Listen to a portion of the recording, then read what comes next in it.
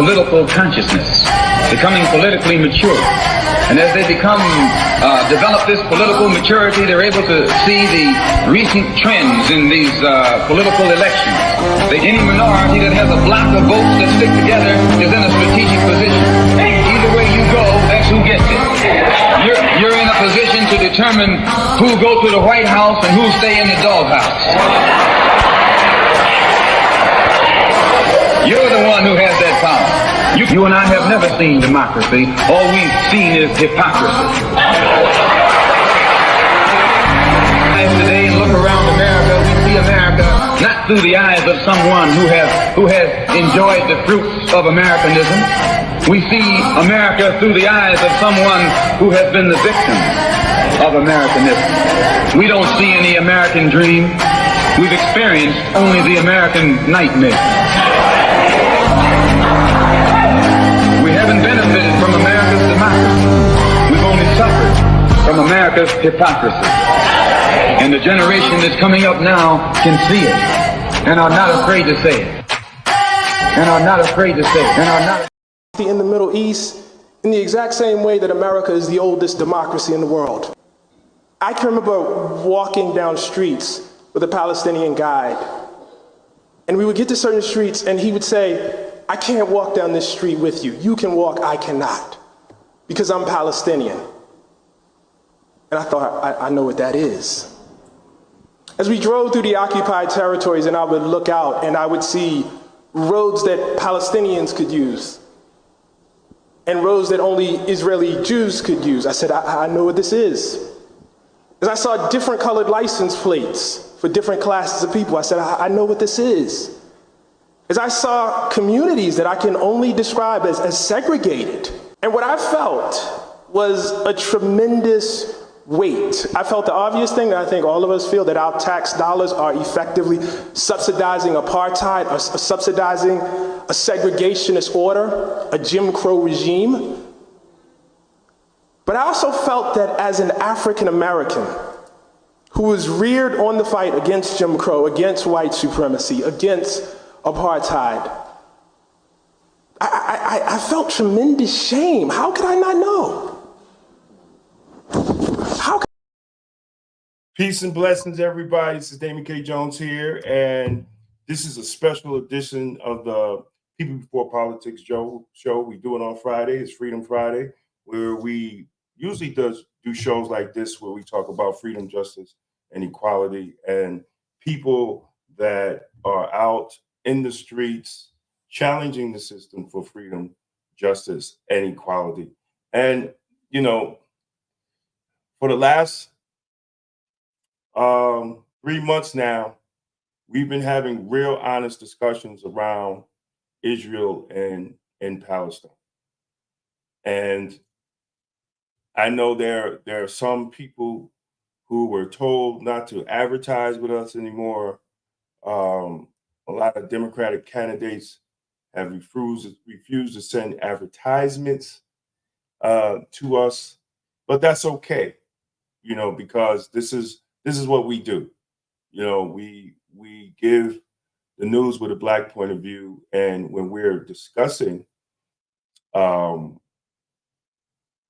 the apartheid and oppression of Black and brown people in Palestine, you know, we have to speak truth to power. We have to talk about it. And all this comes around this political election year with George Lattimore being backed by AIPAC, which their goal is to take out all people who really basically stand with the Palestinian people and stand for two-state solution and stand for a ceasefire, or basically just stopping the war. You know, as I said on other shows, you know, if there's a baseball game or a football game or any game, and you're watching the game and it's 30,000 to 1,200, the game's over. The game is over. usually a ref will call the game and say it's over. But when we see these atrocities and when we see these numbers and nobody's saying anything, it really tests our humanity. So, we're going to keep going, and we're going to keep trying to give voices to the people. That's especially here in Westchester, because we have this election going on, and it's to me, I'm very disappointed in a lot of our elected officials. But that said, we have some great guests coming on. Susan Adley and Hadil Sarah. I'm going to bring them on right now. Welcome, welcome, welcome, and thank you. First, I want to thank you for the work that you're doing. I want to thank you for the work that you're doing in Westchester County and internationally, but especially Westchester County, because I think sometimes people in Westchester County are like in a bubble, and they really don't know what's going on within their county. And I want to thank both of y'all for the work that you're doing. And Susan, you go first, and Hadil. Introduce myself. Yes. So hi, it's great to be on this show. I'm from the city of Yonkers. I was born and raised in Southwest Yonkers, but I've lived some other cities and moved back in the past 10 years. And I'm a labor organizer, and I'm a legal activist and president of a National Progressive Lawyers Association called the National Lawyers Guild, which is sort of well known for their support of using the law to support social movements and support resistance movements and so on. And I've also I'm Arab American. My family is from the Arab community in Yonkers, immigrated to Yonkers in the 70s from Jordan. And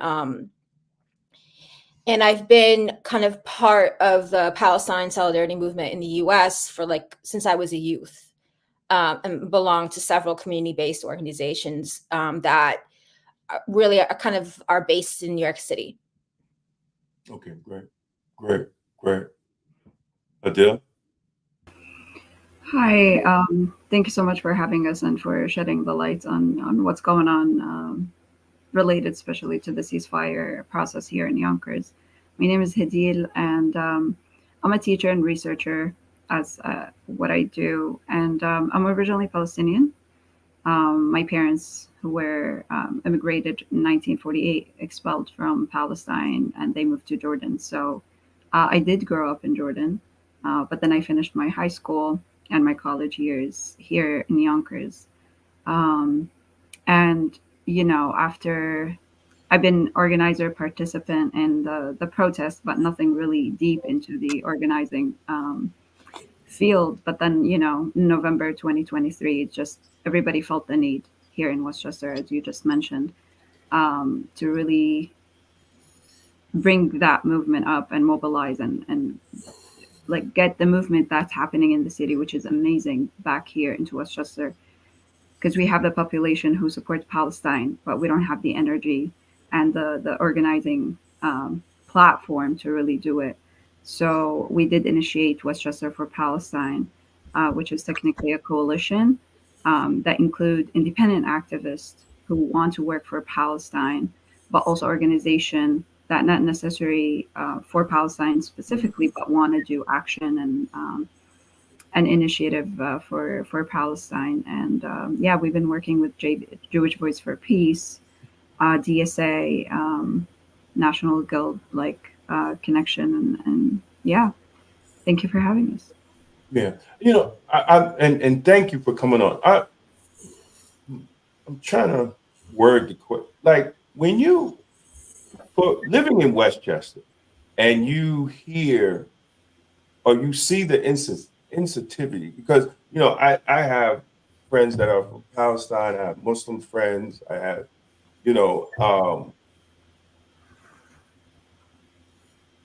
when you hear the lack of care, and you see it from elected officials. You know, sometimes the Muslim community is really not heard, as you said. You know, and is it how does the Muslim community feel because there's not outlets, you know, to express their feelings. But you know, talking to a lot of my Muslim brothers and my Arabs, Palestinian brothers and sisters, we go back and forth in groups, you know, and they're pissed off. But on the whole, like because people don't see um how y'all guys feel, how they feel. Like it's not, you know, please, people that's watching, like give, you know, like when you see what's happening, but you see the lack of care from people that you vote for, you know, how does that make you feel?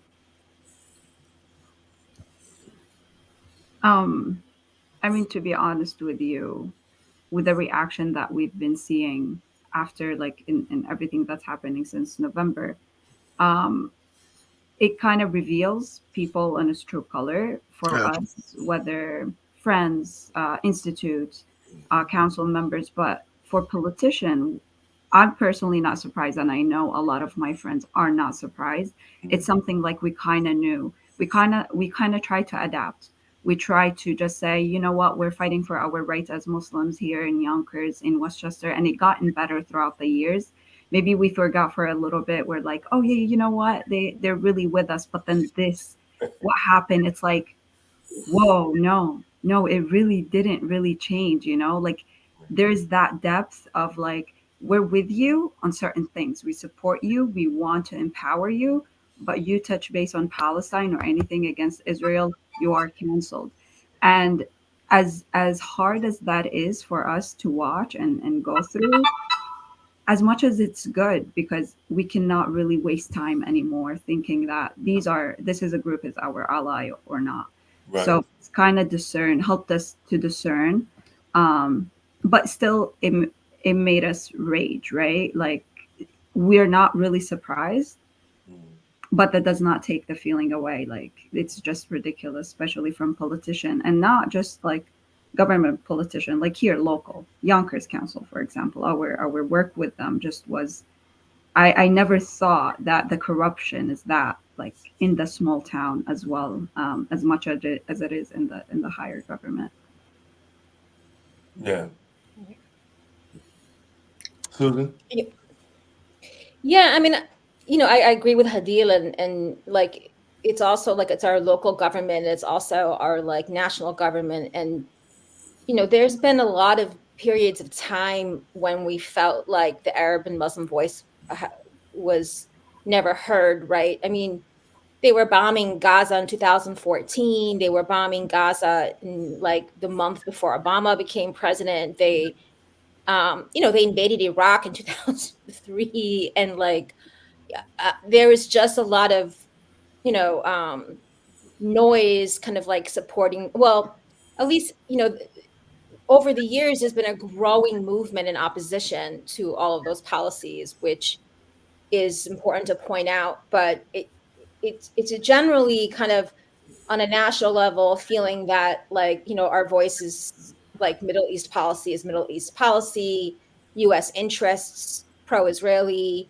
They don't care about the voices of Arab Americans in the United States, of Muslim Americans in the United States, and then locally.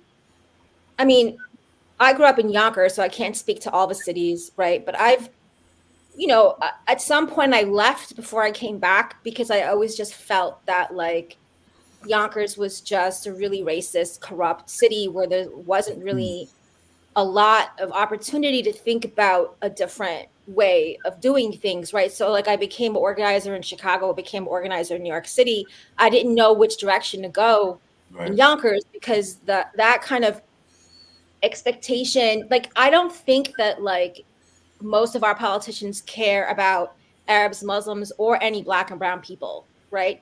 They do exactly what Hadil said, like to everyone, right? We want you to be grateful that you don't live in the city, be grateful you get to live in a suburb, be grateful for this, be grateful for that, and that like we're with you, but there's never any real substantive change. Like, I mean, like seeing the absolutely disgusting way that they're trying to gentrify downtown Yonkers when they spent years, decades never investing in the local community, and kind of like working instead to displace them in the same ways that Palestinians are being displaced, right? And like what Spano's there now with for the third time.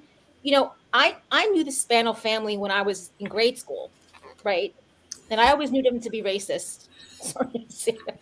But like, I mean, I just kind of interacted with them, and I would hear members of the Spano family say things, like the N word, towards children in the street and things like that. And like, I just think, like it's almost kind of like it's created kind of this governance system that like we don't really have access, we don't totally understand, we don't really have access to, we don't really know what's motivating kind of the decisions that are kind of being made. And but like certainly don't think that like they're listening to Arabs and Muslims or to any of like our impacted communities.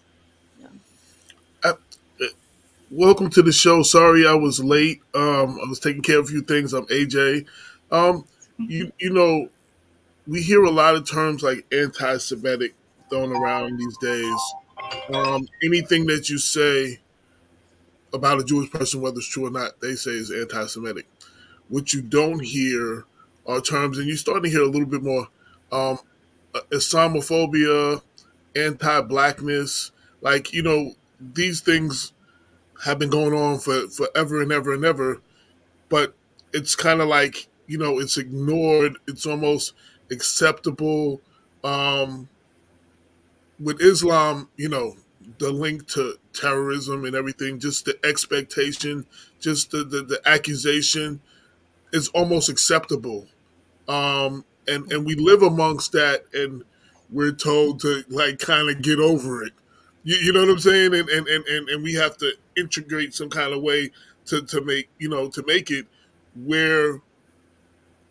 And I'm not trying to pick on Jewish people or anything, but where anything that goes on with them, we all supposed to, you know, chip in and like, oh, we got to stamp this out. But it's not that way when it comes to us. You know what I'm saying? It's never.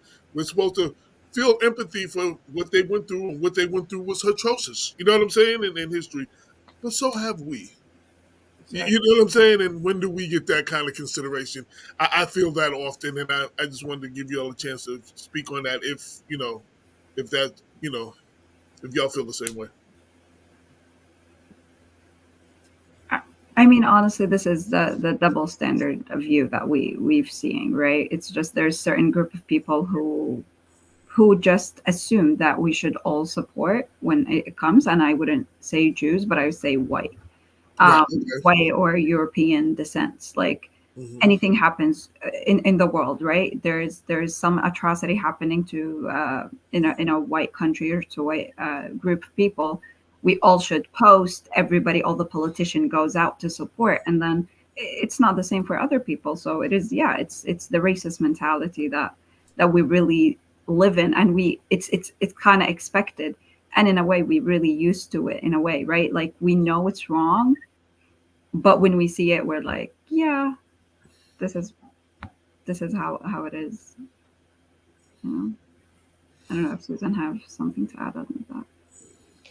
Yeah, no, I agree. I mean, it's a racist double standard, right? And just in the way that like there's so much sympathy for Ukrainians, right? Mhm. And even calls to support their resistance, and and we have to fight hard to get that same sympathy for like Palestinians, Arabs, Muslims, or people from the Congo, or people, from, and then, yeah, I mean, as you said, there's like systematic Islamophobia, anti-blackness, also kind of like xenophobia against migrants. That's just like accepted, kind of accepted levels of racism, but that some privileged classes, as Hadil said, are white, European, that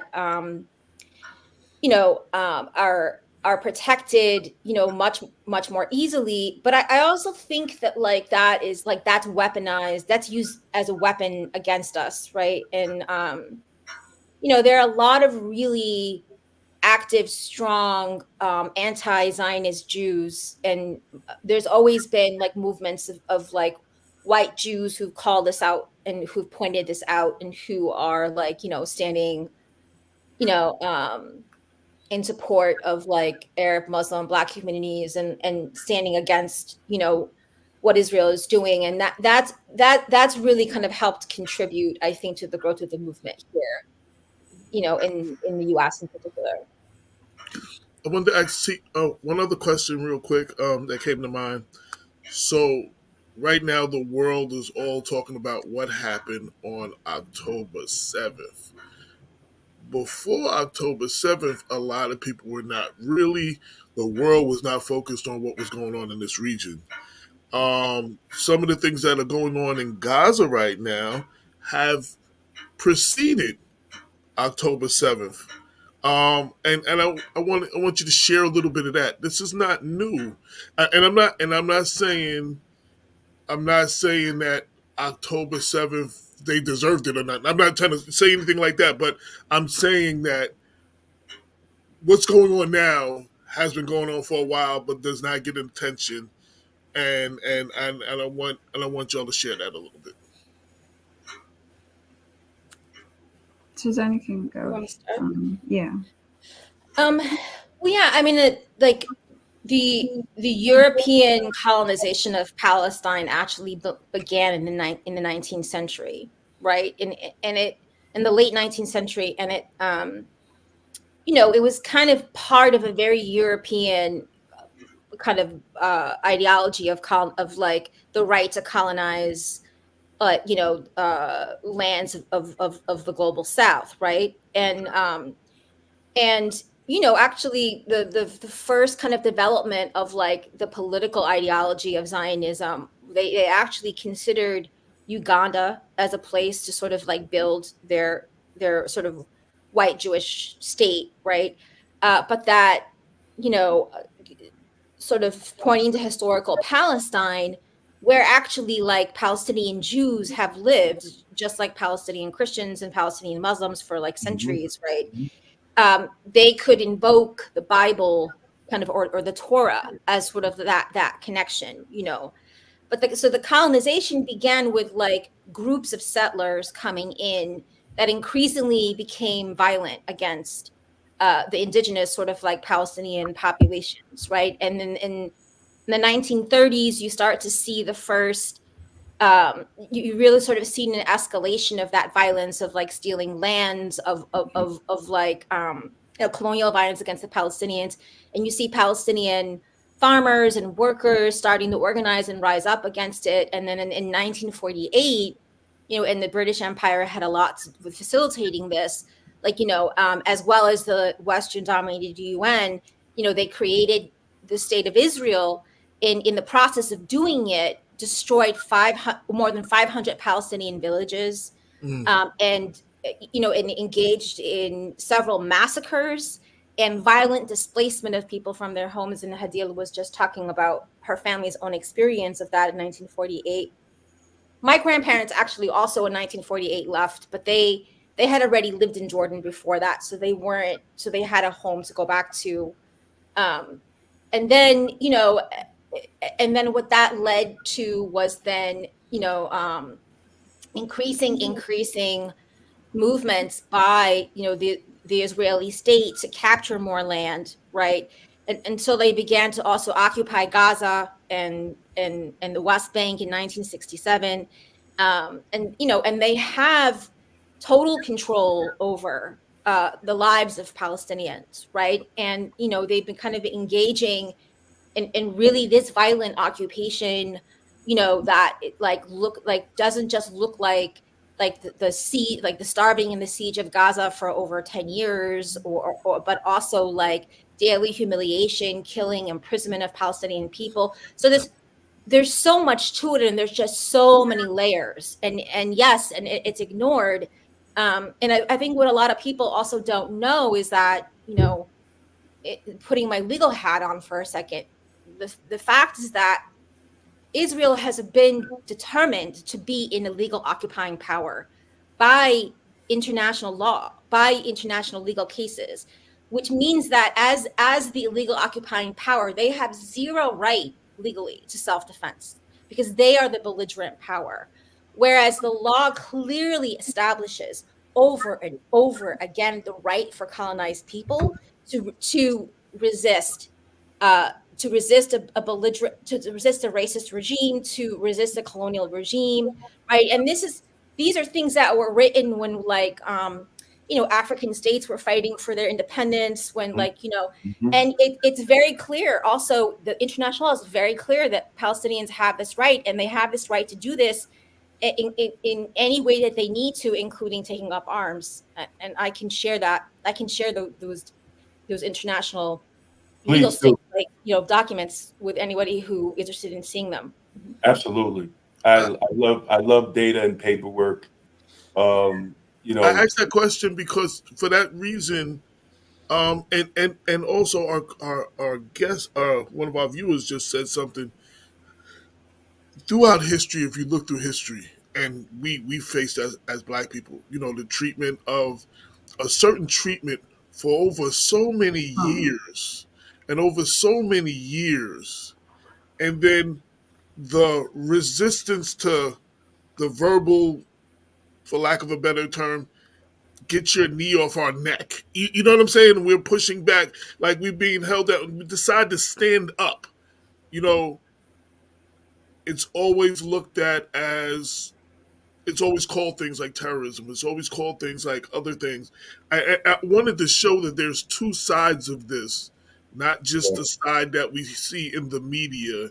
Um, they say, they teach you in school, for every action there's a reaction. If you continue to bully someone for so long, eventually the guy, you're gonna stand up and punch the bully in the face. You know what I mean? And because you have so much in you, you might over excessively beat up this bully because you have all of this in you. Not saying that might not be right or not, but you're fighting for, you just, I don't know if I'm making a point, but that's what I wanted to show.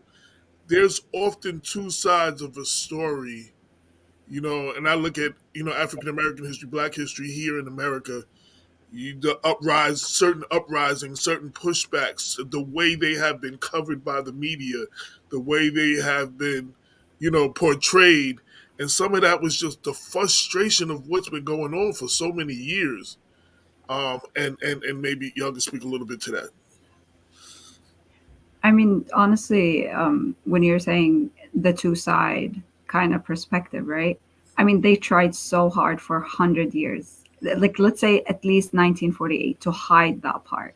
Uh, People here in the Western did not have access to people in Palestine. There was no media, so they played their game, and they, put that Israel state as that, democratic, most democratic place in the world, and they have the right to live in it. And they tried so much to hide it, and this is, I think, why they're going crazy right now, because a lot of things are just exposed. A lot of these lies are exposed, and their narrative is really getting really, really weak because of the overwhelming amount of evidence that it's showing. And us, as a third generation of Palestinians, we've seen this growing up. We heard our grandparents talking about it. We know the details. We've watching it on the news over and over, whether we were in Jordan, Palestine, in Syria, and here even. So we know it all. We saw also our parents kind of having to, step back, not to really show with their identity. We kind of learn or adapted that part because, we just need to fit in and move on and create our life. But now we realize, also our generation realize that, and we have the tools and we have the education and we have the resources. So we kind of like, yeah, it's enough. Like, if no change happened now, win with it, because this is really the perfect time. Everything is out there on the media. Their lies cannot stand alone anymore. um and yeah, they tried to hide it for so long, but I don't think they can do it anymore. Absolutely, absolutely, Damon. I wanted to get that question in there, and I also wanted to say, while October 7th was horrendous, I don't know what y'all already covered. You know what I'm saying? You can't. What bothers me is the people that only have empathy for what happened on October 7th, but can't see the innocent lives being lost on the other side, and to to have empathy, to be human, and feel for the lives being lost on the other side as well, does not make you anti-Semitic or does not make you a Hamas supporter. We throw these dog whistles around. You're human. I can feel for there are innocent people being lives lost on both sides, and we're only hearing and supposed to feel for one side, like the other side is not human, and that bothers me as a black man in America because that's what we go through. You know what I'm saying? It's almost like they dehumanize you to a point in the media and everywhere else that no one is supposed to feel our pain anymore. You know what I'm saying? We're only supposed to feel for the other thing. And I want you to give you a chance to speak on that because a lot of people are hearing that are going to watch this have never heard this before. They only see what they see in the media. They only see what the media allows them to see, what the government allows them to see. They don't ever get to hear these stories in our communities. Right. Yeah, I mean, I think that one of the things that that we've heard said, and in the U.S. and out of other countries is that if the world can watch a live stream of 30,000 people being killed, right? If they're literally live streaming genocide. Like the pictures that we see are horrendous, right? Like of like people being run over, children without limbs, like of people, starving people trying to access food and then getting shot in the process. If if we can watch that and still give impunity to the people who are doing it, that means they can do it to any one of us, right? We're all disposable, right? And like we're living in a world with like a climate crisis, an economic crisis, like you know what I mean? And you know and like people are being treated like not like non-human, like as disposable. And if they can do it to the Palestinians, they can do the same to other people, treat them with the same level of disposability, without accountability, and I feel like that's something that should worry everyone. Right.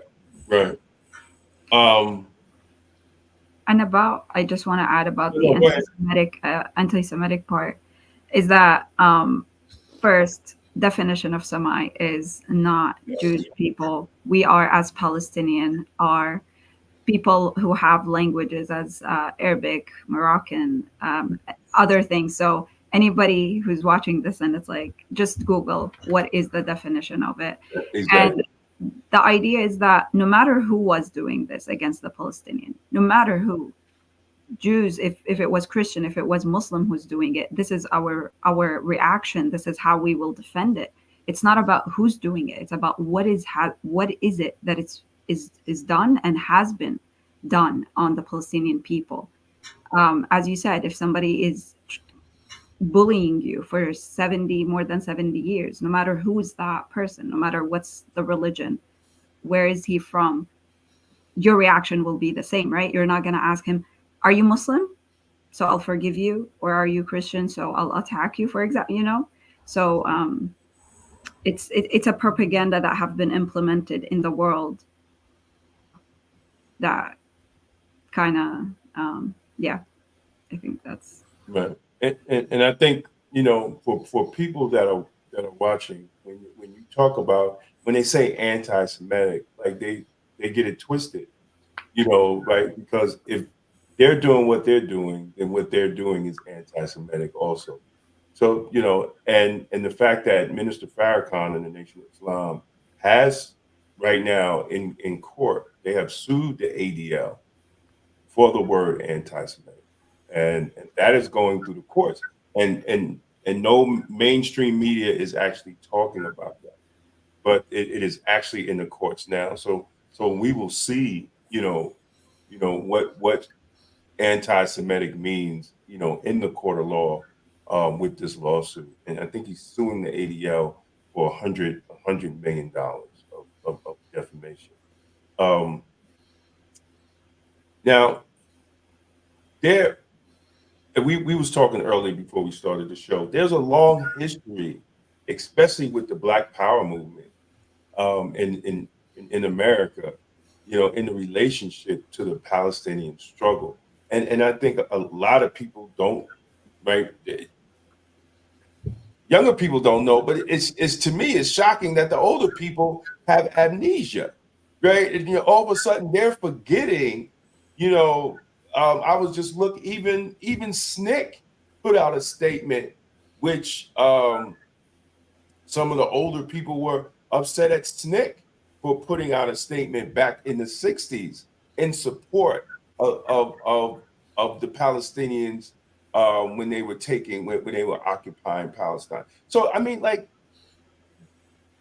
how did we get to this point that we have forgot our connection to the struggle in Palestine? Media manipulation. Yeah. Well, yeah. Well, yeah, and the lack of knowledge. Yeah, I mean, I think, I think that kind of reflects a time when there was a lot of more internationalism in the world, right? There were a lot of like struggles for self-determination that were happening, like whether it was like, the Black Power movement in the US, or like, the Puerto Rican movement for independence, or, and then kind of like in the 60s, you had, like Algeria fighting for its independence from France. You had the South Africa fight against white apartheid South Africa. You had, Guinea-Bissau and the Cabral and the movement there. And you had also in Latin America, similar kind of struggles for sort of self-determination that were targeting, which was basically kind of like racist colonial regimes. And I think that there was an understanding among all those movements, including, Black indigenous struggles in the US, that it was a common international struggle against like Western hegemony, against like white colonialism. And that I think that reflected in the way that people organized in the US. I mean, like I hear a history of like I know elders, Palestinian elders, who like have long standing relationships with like the Black Puerto Rican community in New York City. Right. And when I was a youth, I got a little bit of that. But we realized that was a history that we really had to work to maintain, like, because it disappeared, because it's not taught in schools. It's also like when the movement becomes more like nonprofit-y, like, Right. And less radical, they don't talk about that history anymore. Like, when they start getting that government money. Exactly. Right. You get the money and you do things in a particular, very liberal way. Then you no longer talk about that radical history. But like, the one thing that I'll also say is that in 2003, when I started,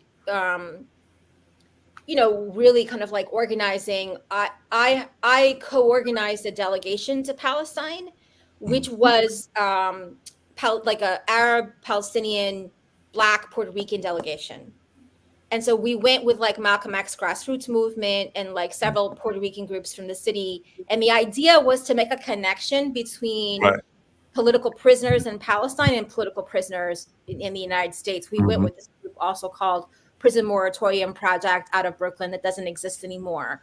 But we worked hard to try to make those connections, and because it's also it's vice versa too, right? Like it's not, we have to have mutual solidarity, understand, call out Islamophobia, call out anti-Palestinian racism, call out anti-Blackness, and also, understand that, like, solidarity needs to be mutual. Right. That's the quickest thing. If you can take, there are more oppressed people in the world than Right. so if you can separate them, and you can, this is your issue. That's their issue. I see that even in Westchester. I have a problem with that even in Westchester, where something will happen in Yonkers and the rest of the county be like, oh, that's just Yonkers. That doesn't concern us. And that's, we get into that move. But if you're a student of history, very often unoppressed people become the oppressors. You know what I'm saying? It's like, how they say abused people become abusers sometimes? Like, and when oppressed people become oppressors, they're actually worse than how they were oppressed. And then, it's just like they have finally wrestled away some control, and they are going to hold on to that by any means necessary. Even at the Mhm. even at the risk of oppressing other people. But they don't see that though. And I'm glad you named all the names of all the movements that you did, because you know what I'm saying? This is an international thing. They try to make it just, a Palestinian thing, or it's just a black thing, so other people won't care. But this is an international thing of oppression that has been going on since this world has been here. So Right. Yeah. Yeah. I was just, I'm sitting here, I'm scrolling through this article because, you know, and it was saying that even like they made Andrew Young, who was Jimmy Carter's UN ambassador. They made him resign. They pressured him to resign when he found out that he was having secret meetings with the PLO to foster peace. But what they did, they labeled it like a secret Black Solidarity Palestine meetings. And I'm reading this article in Vox, and to the point that the guy's saying that they forced Andrew Young to resign from being a UN ambassador for trying to seek some type of peaceful solution. This it has always been discouraged, for people to address what's going on in Palestine, and thank God for social media now, and that people are seeing it, but there's still, there it still feels like it's a disconnect, from everybody, and I'm just so disappointed, at this point. I've heard about it, but just seeing this war, is it just amazes me how people are just quiet about it. I think this is going to test our humanity, and where we are. And I hope, the Black and brown community, the Arab community, the Muslim community, the Christian community, and in Westchester will really, really, really start asking the right questions of their politicians. But I want to jump into now, y'all been doing work with Yonkers City Council, I guess the mayor of Yonkers, to get a resolution, of ceasefire. Tell us about that. How has that been going?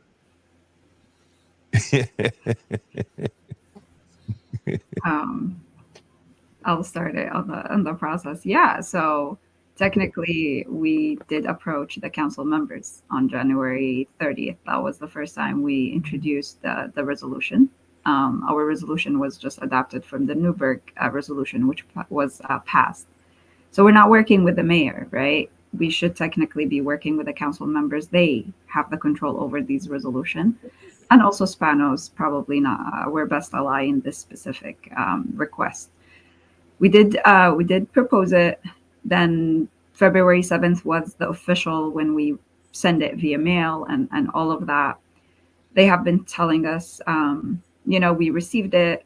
We actually did not have any direct communication from them to our emails, right? So we emailed, we called, no direct communication from them. We also, did some campaign with the community to call and email, and people have been doing that, petitioning, flyering. But yeah, it's been really hard to communicate with them. It feels like they cut off all the lines of communication, because what's funny also, Yonkers protocol for the community meeting, like, that happens every 2 weeks. You cannot speak on anything that it's not on the agenda. So how we see in other like cities, like you Right, go, right. even if it's not in discussion, you just stand up and you have the right to speak for 3 minutes on some type of issue, like even White Plains. For us, no. You come up, even if you sign up a couple of hours before and you start talking about something that is not on the agenda, they will tell you, I'm sorry, you cannot talk on anything on the agenda, not on the agenda. And the process of getting your item into the agenda is that you have to have at least 4 of them. There's 7 of them, right? 4 of them have to vote yes for that item to be on the agenda. So what we technically been working for is to get our item into the agenda of ceasefire resolution, so we can communicate with them and to give them the chance to hear from the community members. So they have been not replying to our emails. We only were able to successfully meet with Corazon, who opened her office, met with us, listened to us, and she said she will try to, have conversation with other council members. And then the end of last week, we find out that they proposed, with no consultation from us or anything, peace in Gaza resolution that they proposed on their own. Very, very useless, as we would expect. Very, I would say, symmetrical between Israel and Gaza, if it's not even biased. There's a lot of problematic items in there, but in general, does not mention anything about the ceasefire. It's nothing like what we asked for. So yeah, we've been feeling censored, and we're not sure what is the best way to approach them and just have a conversation. Like, okay, the president saying we're not getting anybody to vote on your resolution, so we need to meet with you to try to convince you, right? This is how communication usually start. But there's that wall up there that they're putting between us to communicate, which is, I think, was the most frustrating part, to be honest. Not getting their vote or convincing them, but even try to get to them. Yeah, that's like the summary of the process. Suzanne. But then they also tried to prevent you from entering one of the city council meetings too, right? Yeah. So that's very anti-democratic. Exactly. Yeah. Actually, that's a really important point, Suzanne, that you mentioned. Yeah, like 2 weeks ago in one of the council meetings, we started having vigils, right? After our vigil, usually it's on Tuesday for 1 hour, and then the meeting is at 6:30. So we're like, we're gonna go to the meeting, which we always done before. The police stood up at the front of the building, at the entrance, and they prevented us, and they explicitly said, because we received order that if people who were in the vigil tried to come to the meeting, you would have to wait until our boss, police, I think his name was Weezer, to come and talk to you. So they held us out for 25 minutes. They let other people come in that are not from our group to the meeting while we're waiting. And when the police came, he just said the same thing. We just want to let you know that if you tried to disrupt the meeting, which we never done before. So I don't know why they assume just because it happens after the vigil. He warned us, if you try to disrupt, we will take our action. So that was definitely another, they escalated that between our relationship with them as our council members, where it was absolutely surprising. So yeah, I have a problem with that. I'm coming from Mount Vernon, where we speak at city council meetings, whether they want us to or not. You sign up and they might ask you what you're going to speak, but you get your chance to speak. You as a voter, You have the right to bring whatever issue you need to bring to your elected officials who's you voted into office, who your taxpayers pay their salary, your tax dollars pay their salary. Um, I don't know how that's legal to keep you out, the voter, from expressing whatever it is that you need to express. And one way of dealing with that, they all come for reelection.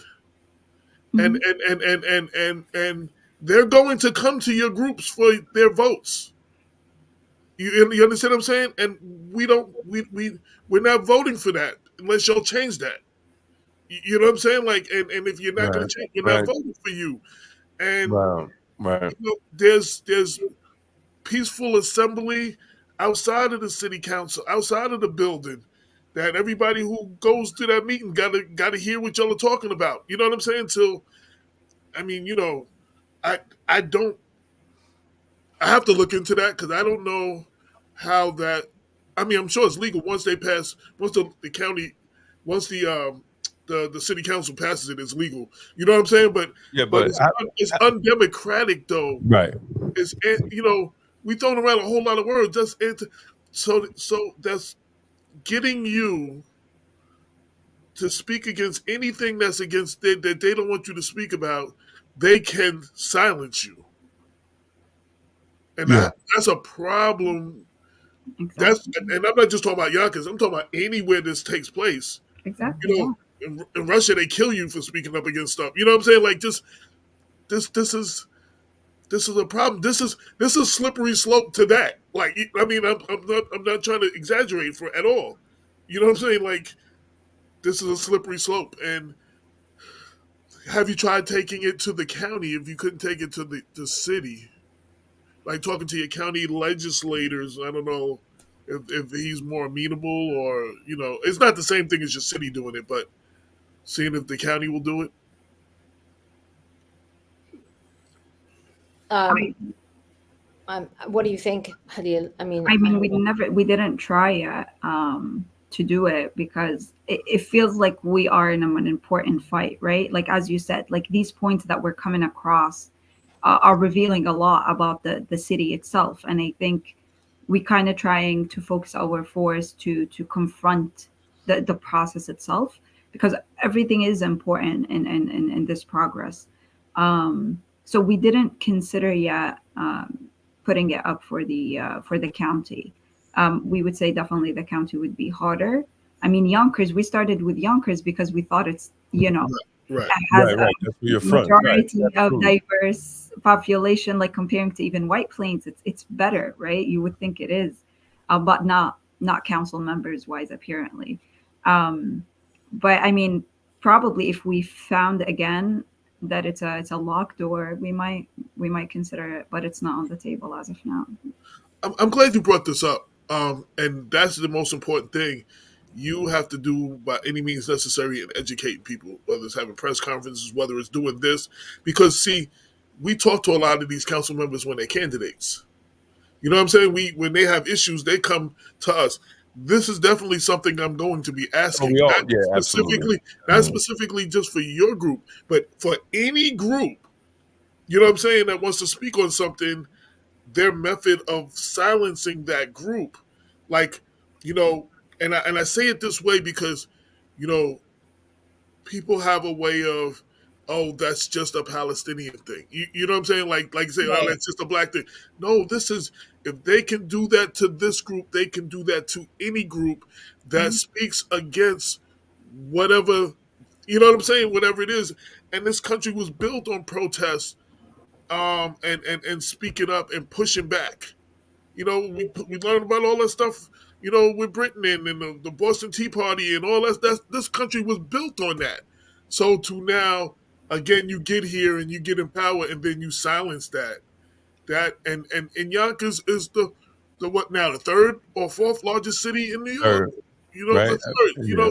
That's another So reason, when yes. things do what happens in Yonkers, a lot of people pay attention everywhere else because it's the third largest city. You know what I'm saying? So you know, um, I applaud y'all in your fight and your bringing about awareness. I hope that this helps that process of bringing awareness, where people get to hear you. And this will be on blackwestchester.com. So, Mhm. sometimes you can't knock on every door to tell every person, but you share a video and the video might be shared by somebody else and someone else may see it, and we have to get to a point of the humanity of it all and all of these situations. Again, and I say that just so they don't make it just a Palestinian thing. Like, oh, Right. because of the current situation, it's easy to be like, oh, October 7th, that's the worst thing in the world, and then you don't hear anything else. We need to get to a more human.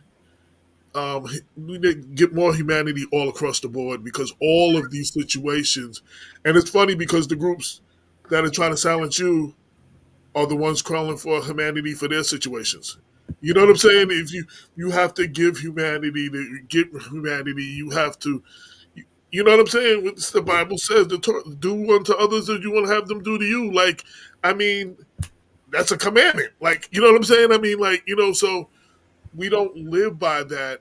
And I applaud I don't know if y'all talked about it, I applaud the one of the oldest black churches, the AME Zion Church, who actually called for a ceasefire. And in their statement, they said they stand with Jesus Christ of Nazareth, a Palestinian Jew. I Right. thought that was a powerful statement like that. And a lot of the churches and stuff are not drawing, a lot of people are worried about, I get it, a lot of people, get funding from governments and No, but I don't get it. no, no, Right. no, no. I'm not saying. I Uh, don't say I understand. I'm not justifying it. I said I know. Okay, let me say it this way. I know what it is. You know what I'm saying? A lot of people, get funding. A lot of people, and it's funny what you said. A lot of people get jobs, and right. that's another way to shut us down. I Yeah. saw I saw old '70s movie where one of the brothers was looking for the brothers in the struggle, and he was like, "Yo," he saw one of them. He said, "Yo, what happened to all the brothers? They got government Government jobs. jobs. Yeah, they went in and got Now they government can't jobs. protest against the government. They got Yeah. government jobs." You know, That's but I think it's incumbent, on Yonkers City Council, Mount Vernon City Council, Greenberg City Council, White Plains, New Rochelle, the major cities, to pass a resolution, of a ceasefire. I think is real important of the Democratic Party to really be honest of whose side that you're on. Hmm. So we know, right? So we know not to vote for a Democrat. So we know um not to vote at all if we because it's not about putting Trump in. When you say, yo, I'm not voting for Biden, it's not about putting Trump in. It's about Biden not representing the interests of black and brown people. It's about politicians in Westchester not addressing the issues and the interests of black and brown people, like we're dismissed. We're going to be dismissed, and we can't have it. I think we talked earlier about, people are going to, like when they show you who you are, believe them. We have to believe on who these politicians are today. You really have to believe. We really have to start believing, and we really have to start communicating. The like minds must start communicating and start voting some of these fools out, because they're showing that they don't care. Right. well, I actually, when we came into this campaign, we all said it's a win-win for us. As we're working with them, we're gonna figure out who they are, and as they treat us, and we see the serious steps that they're taking or the not serious steps that they're taking to serve our request. That's also a win, even if the ceasefire was not ever voted in. That is a win for us because we we know exactly who they are. Hmm. We tell them, like, exactly, like, we are the people. If you're scared for your seat, so you don't want to be clashed with Spano to save your seat or any other political spaces, then fear for your seat, because we are the people who will Mhm. give you Mhm. access to it. And I think this is why we're actually going through this fight, regardless of what's the result, because we also learned, like, the council member really not that much educated about the issue. I mean, they had the proposal for a whole month, and the president still tell us, "I'm sorry, can you educate me?" And I'm like, what would you been doing for a whole month once you received the council the resolution, right? So we learning a lot about them, and we get to connect to each other as a community while we're doing this ceasefire process, and it's a win-win, seriously, regardless of what is Right. the result.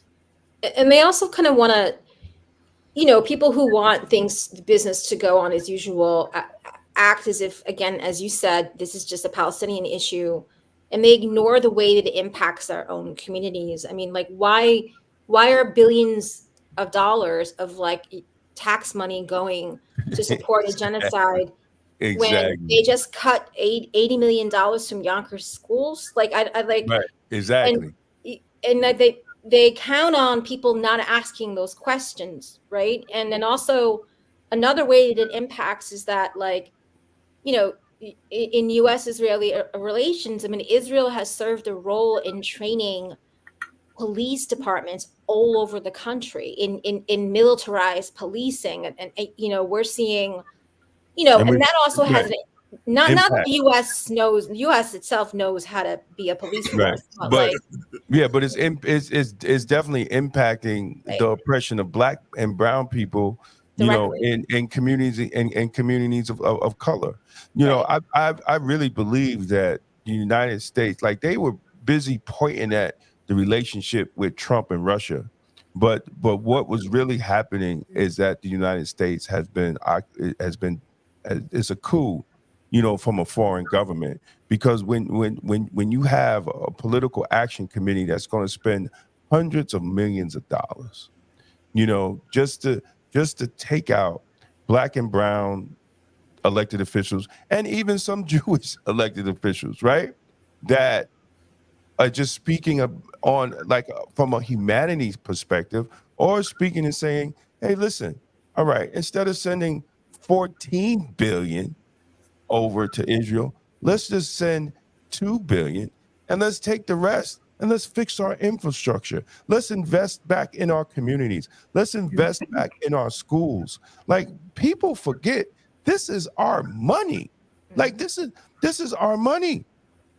This is our money. They're taking over the the government, the Senate, and the Congress to send our money so they could steal land. It's strict and and then they'll take some people from Boston and some people up here in Orange County, and they'll move over to Israel and move right into somebody's house.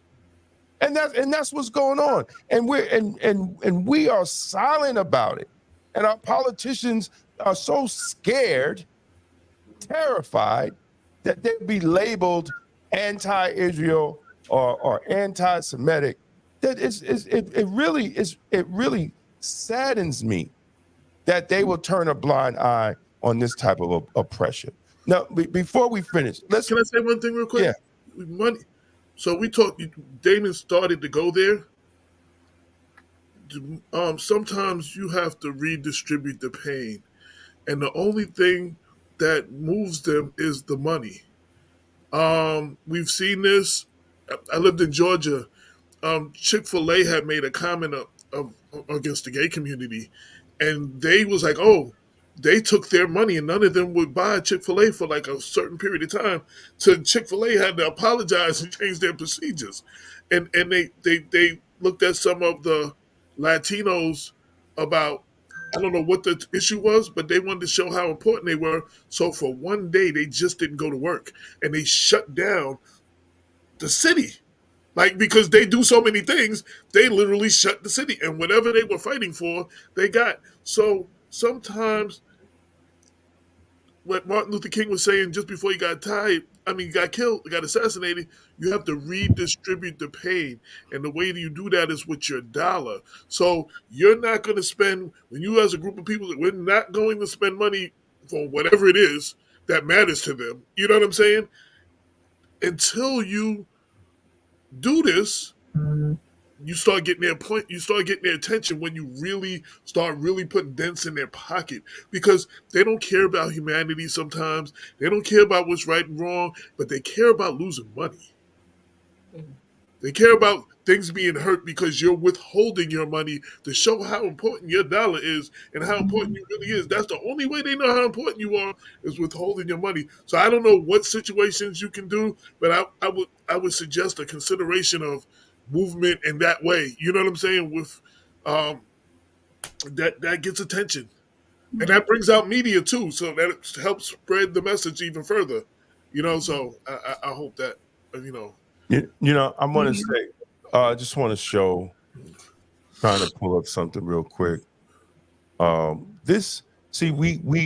can't be fooled by, phony ceasefires. I'm sorry if I can't. Phony ceasefire quotes like this. No, this is not it. This is what I wanted to talk about. So when we're talking about using our voice, when they did the protest vote in Minnesota and different states, that forced the White House to call for a ceasefire because they was worried about votes. They wasn't worried about Palestinian lives. When 100,000 people didn't refuse to vote for Joe Biden, that's what they were worried about. But when George Lattimore says this, he questions that as going against Joe Biden and not being part of the Democratic Party. And he also throws in Rashida Tlaib. That's a dog whistle because she has nothing to do with Westchester County. And then he throws in Jamal Bowman.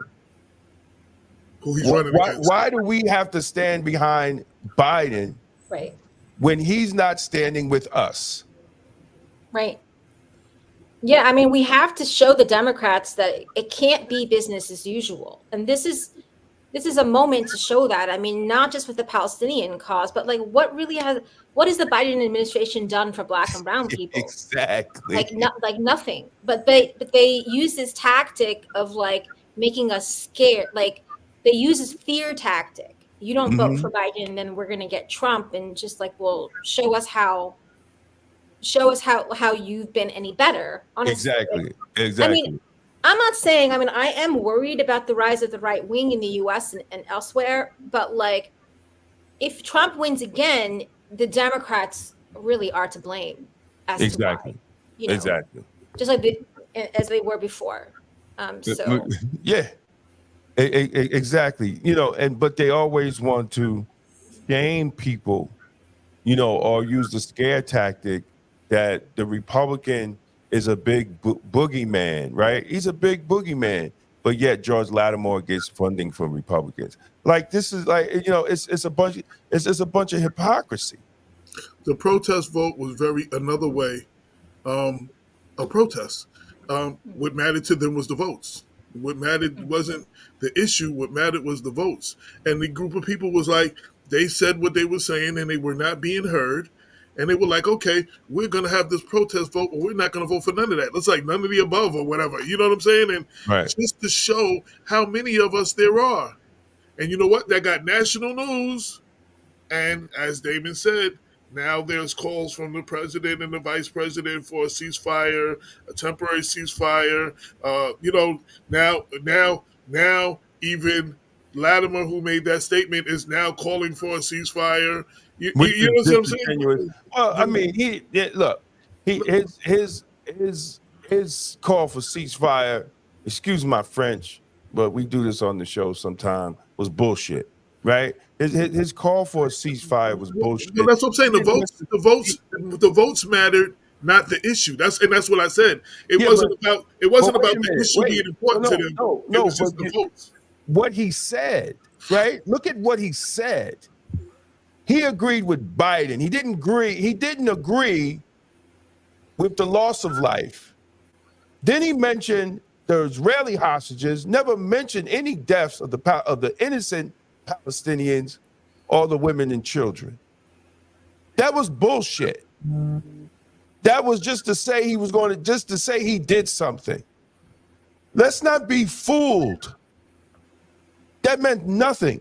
Just like, well, Biden's didn't mean nothing either, because if those 100,000 people didn't protest vote, he wouldn't be talking about it today. He wouldn't have it in his state of what, State of the Union address, right? He wouldn't have talked about it. So let's stop being fooled by these people, because too many people are dying. You know, George didn't even talk about the 100 people that was killed just trying to get food and supplies. Are you kidding me? But this is what they're doing, and they're buying our politicians.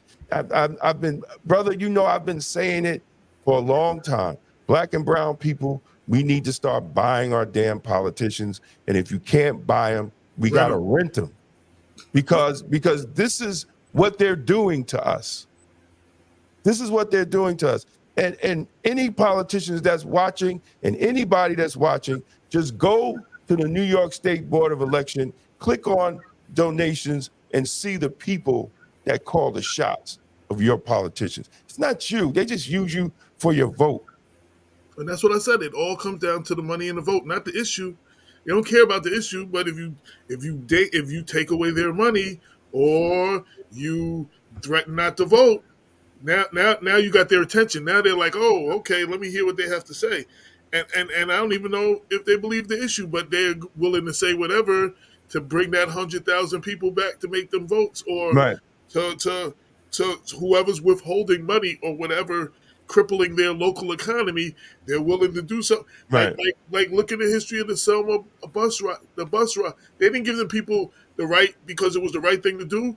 Black people stayed off the bus for over a year. Them bus companies were about to go out of business. We have to stop voting. You know what I'm saying? Like, right. So that's how we have to stop voting for them.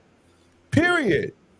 We have to stop going to vote. We have to stop giving our vote away for nothing. No.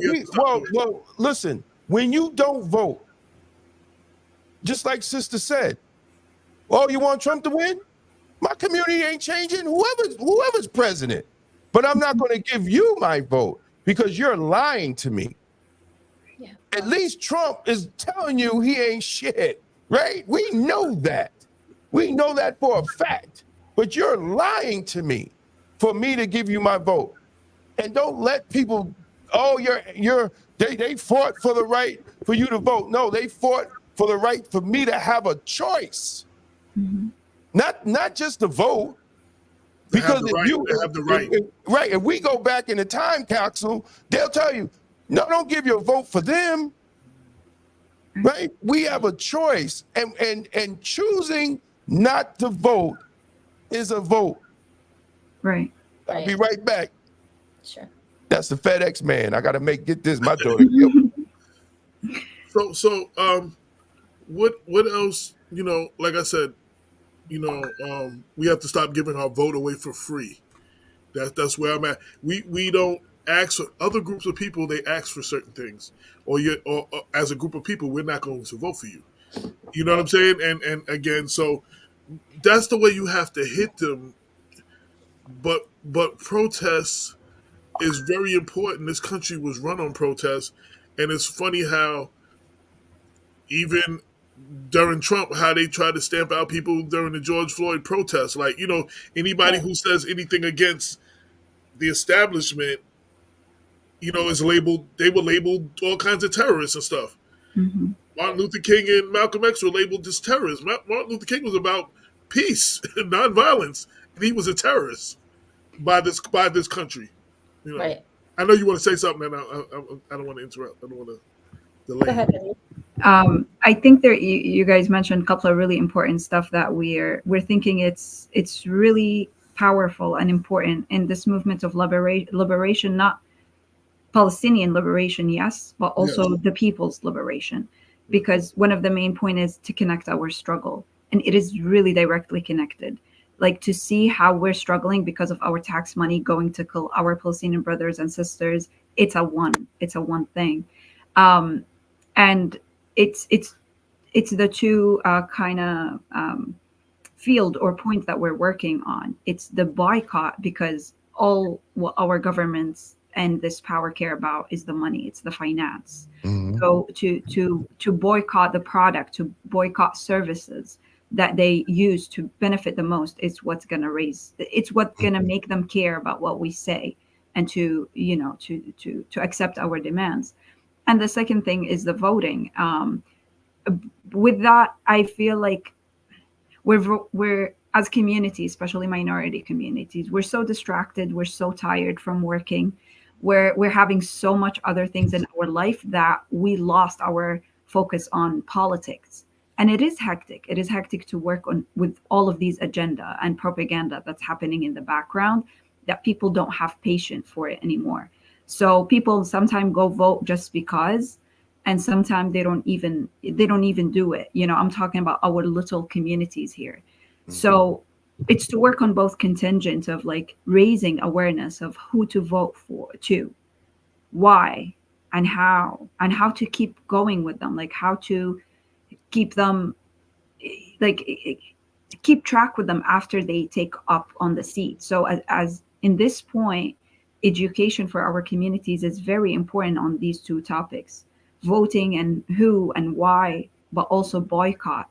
And that can be really small steps, like in Yonkers, in Isreal, in these small cities where we can work on these basic contingents to help unify the struggle, to to to motivate the power to keep that fight, from just like connecting point of what I've heard you guys talk about in the past couple of months about these two issues.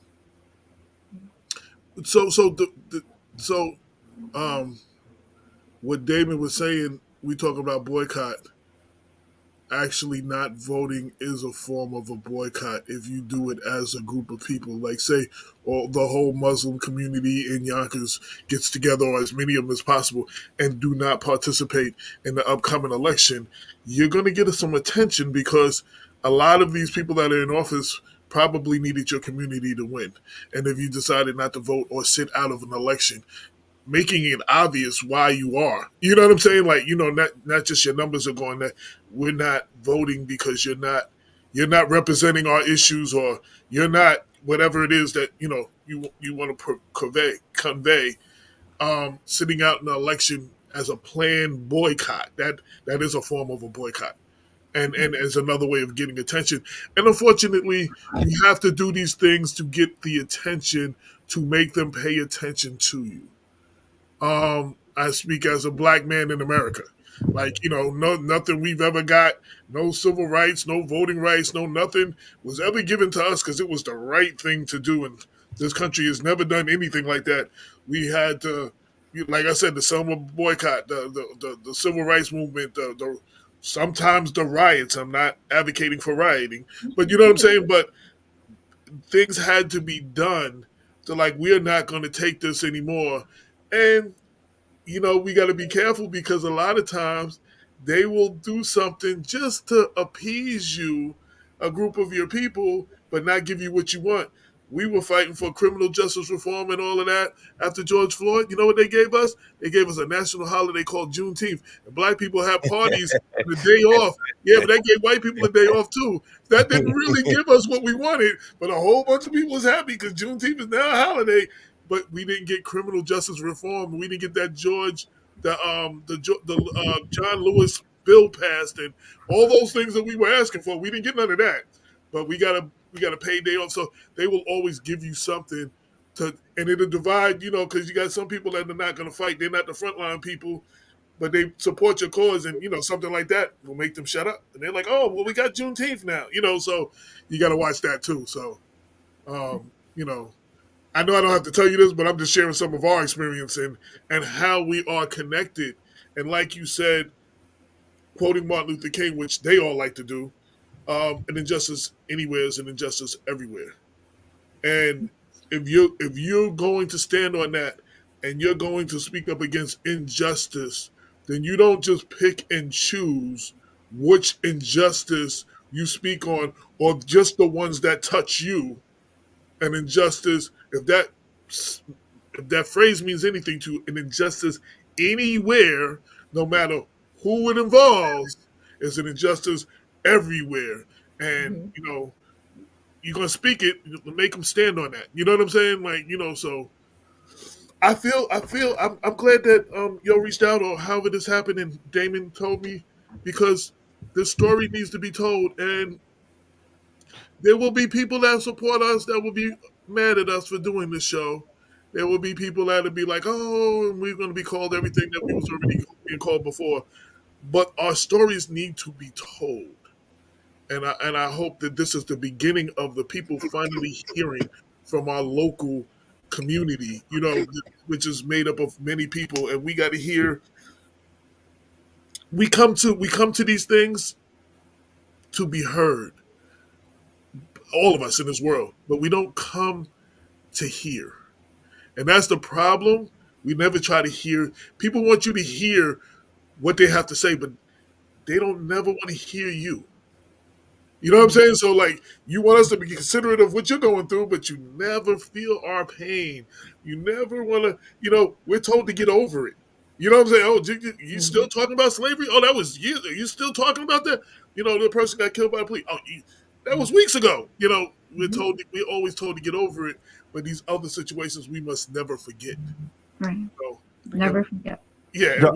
and we gotta make sure we're never forgotten. You know what I'm saying? No, we can't. And if any one of you or anybody that you know want to write op-eds, Yes. you could send them to us, and we'll put them online and put them in the paper and stuff like that.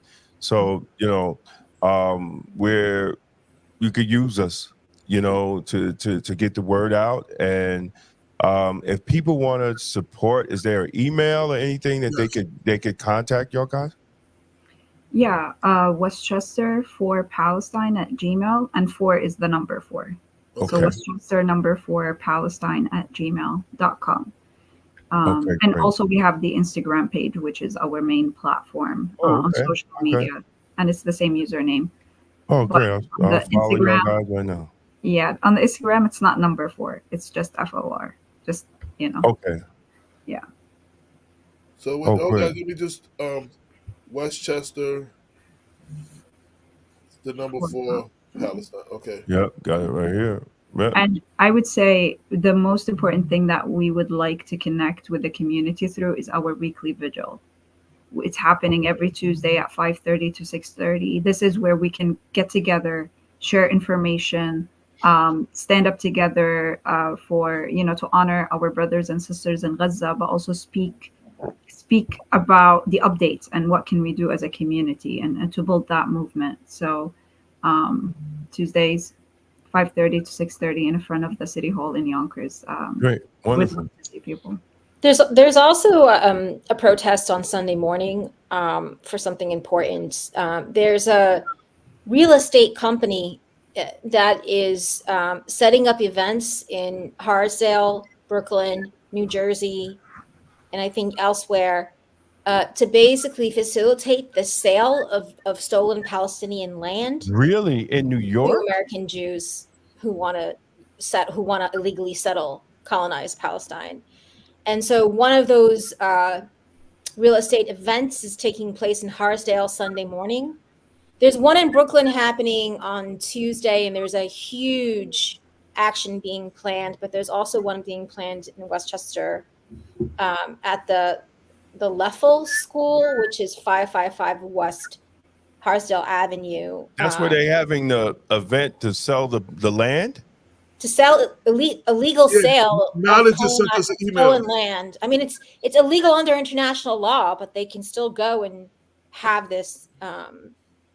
They still have the. Oh, we gotta do an article on that. That's crazy, man. Yeah. Oh well, I can send you some more information about that. I Yeah, think there's please also do. efforts to make a complaint with the Attorney General of New York State that they're allowing this to happen because it's a clear violation of international law.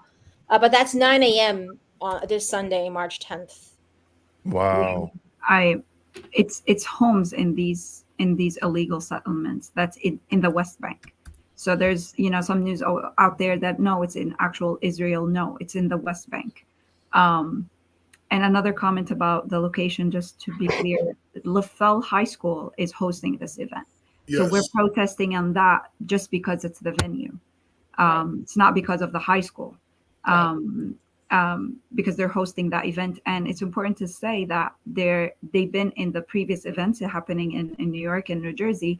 They have been only allowing Jews who are affiliated with a specific synagogue, like any synagogue, but this has to be known. So it is illegal on both contingent. It's illegal because it's illegal settlement that they're trying to sell homes in. And it's only advertised for specific race or ethnicity or religion.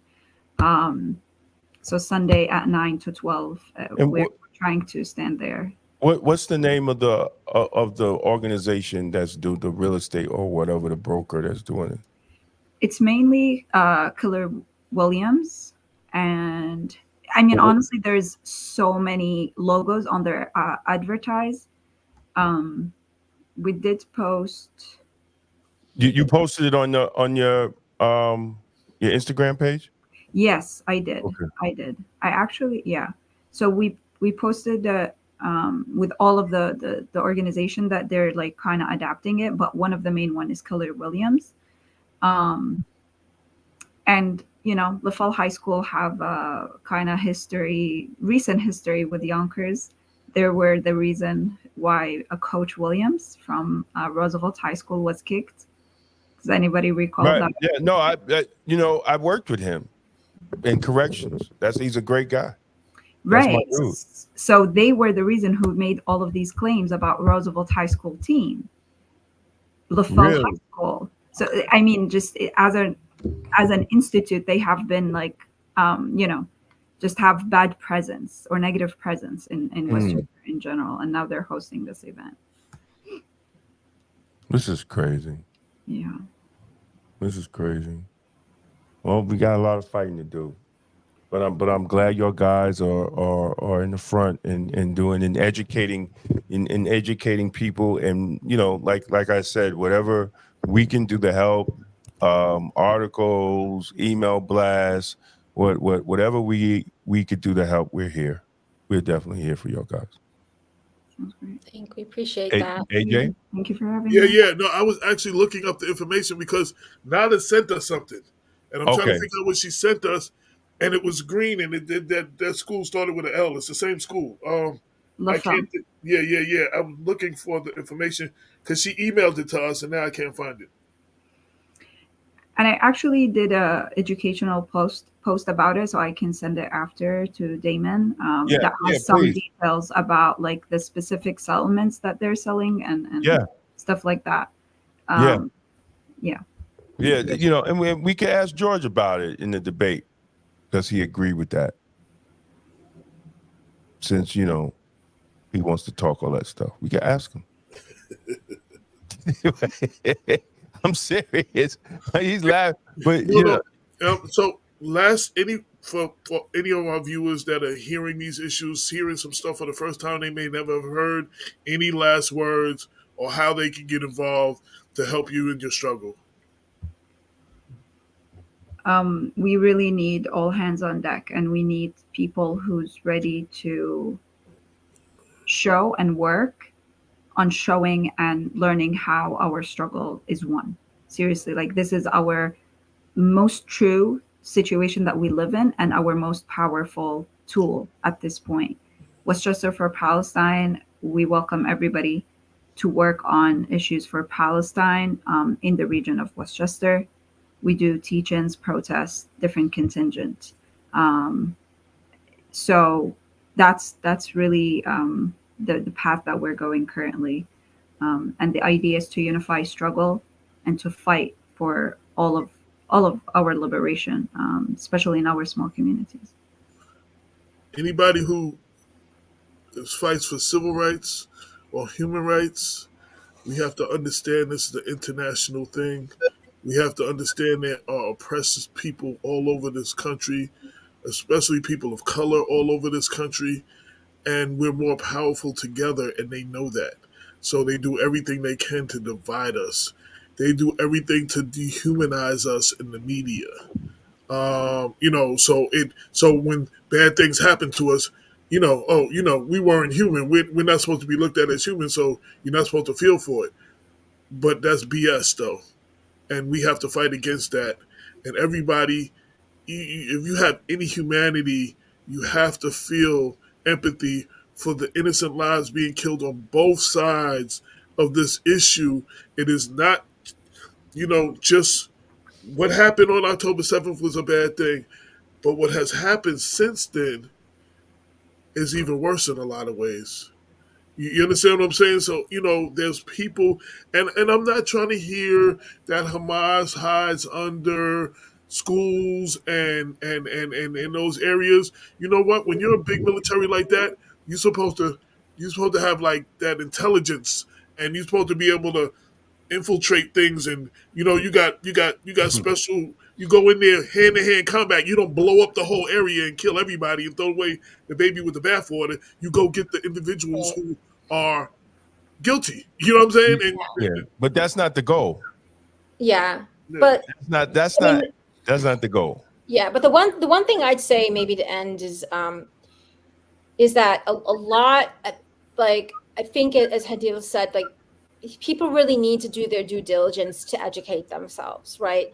It's the same, like if we are being fed propaganda, like if we're fed propaganda, like you mentioned something earlier about how the riots, if we call them riots, I mean they were rebellions, right. achieved something, right? But like we have to resist people defining that as criminal behavior, and like really kind of educate ourselves and argue that was, that those were necessary rebellions that helped the community gain what they needed to gain, right?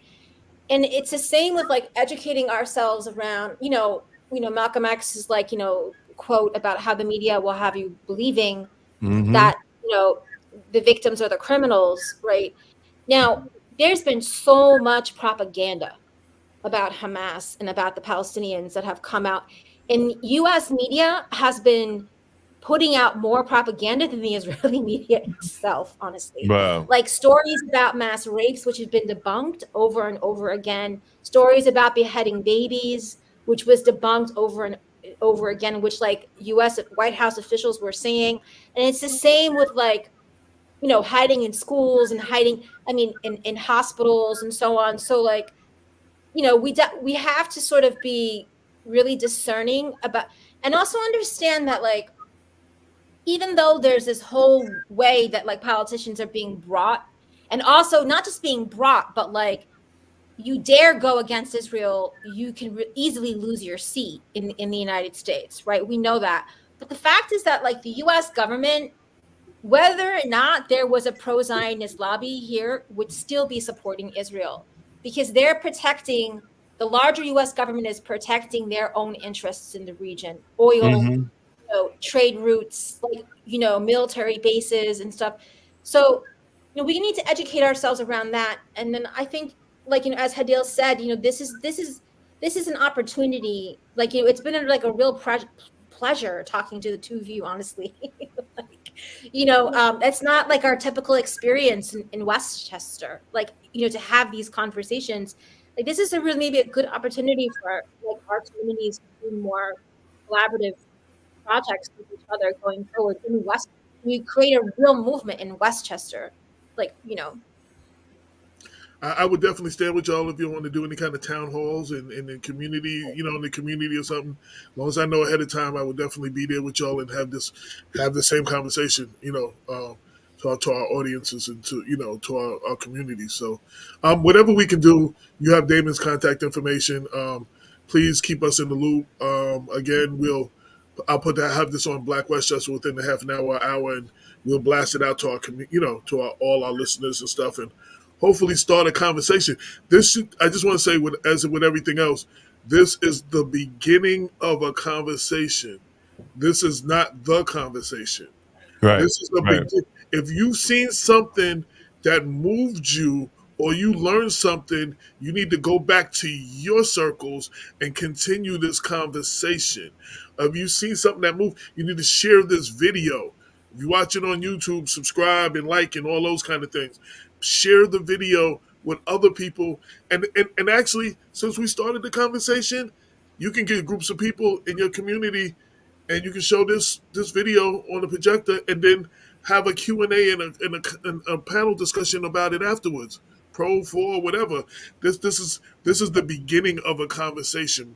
Utilize it as that. And let's not let this be the last time. All of us have a communicating about this situation as well, too. So whatever we can do to help get the word out, and we're here. Thank you. Yep. Thank you. Yep. Thank you. And y'all got you got my contact, so send me whatever, and if anybody wants to write an op-ed, please send it, and we'll put it on the site. We need to continue to have these honest conversations, these courageous conversations, and more importantly, we need more to be comfortable being uncomfortable. Mm-hmm. We need to have these uncomfortable conversations. And confront people who will feel uncomfortable because of these conversations. Right. Exactly. Why are they uncomfortable? You know what I'm saying? Right. Exactly. We need to make some people more uncomfortable. Right. Exactly. So Absolutely. So if you're just tuning in, if you just came in, you could go to YouTube. You'll see the interview again. We're gonna run. Instagram only allows an hour of live content, so we're gonna run an hour of the show later on tonight on Instagram for everybody to watch on Instagram. So if you don't want to go to YouTube, or you just whatever you want, blackwestchester.com and everything. Yeah, you go to Black Westchester. Because I'll have your links to your email and your I have that all under the video. Right. But for all y'all people that just use Instagram, we'll be back later on. We're gonna replay it. An hour of the show. We're gonna replay it tonight for you guys that just We'll break it up into 2 parts. Yeah, so you can watch all of it. Yeah. All right. So thanks everybody, and I hope everybody have a blessed day and enjoy your weekend. This is a special edition of the Black Westchester Power Hour. Free Palestine, yeah. Yep, free Palestine. That's it. And don't vote for nobody who supports oppression over in Palestine. And we continue to bring you that real talk for the community since 2014. Bye. Absolutely. 22 million black victims of Americanism are waking up, and they're gaining a new political consciousness, becoming politically mature. And as they develop this political maturity, they're able to see the recent trends in these political elections. Any minority that has a block of votes that stick together is in a strategic position. Either way you go, that's who gets it. You're in a position to determine who go to the White House and who stay in the doghouse. You're the one who has that power. You and I have never seen democracy. All we've seen is hypocrisy. Today, and look around America, we see America not through the eyes of someone who has enjoyed the fruits of Americanism. We see America through the eyes of someone who has been the victim of Americanism. We don't see any American dream. We've experienced only the American nightmare. We haven't benefited from America's democracy. We've only suffered from America's hypocrisy. And the generation that's coming up now can see it and are not afraid to say it. And are not afraid